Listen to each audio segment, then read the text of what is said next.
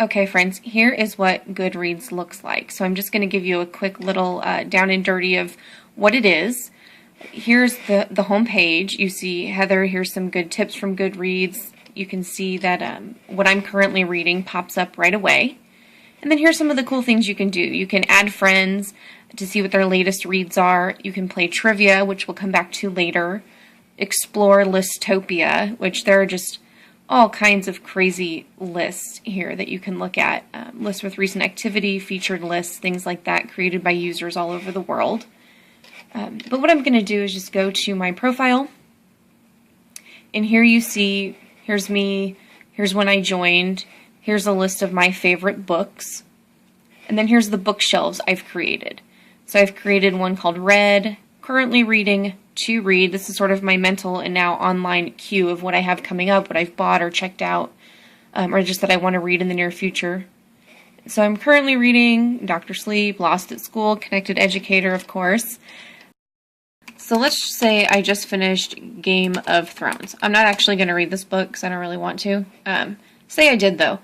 What I would do is either mark this as want to read, or I would go ahead and say I'm currently reading it, or I would go ahead and rate it. Well, since I just finished it, I'm going to rate it. It's probably a 1, I don't know.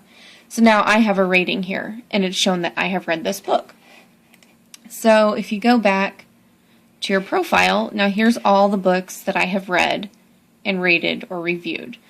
And there's the one that I just did. So this is kind of cool. It's just a way to keep track of what you've liked, what you haven't liked, a way for them to give you your recommendations, and then for your friends to take a look and be like, oh, Heather really liked this book, maybe I'll check it out, or Heather didn't like this book, but what does she know, so maybe I'm going to read it anyway. So that's sort of just the very brief how that works and how it looks. And we're going to come back to this in a little bit when we talk about how you can use it in the classroom.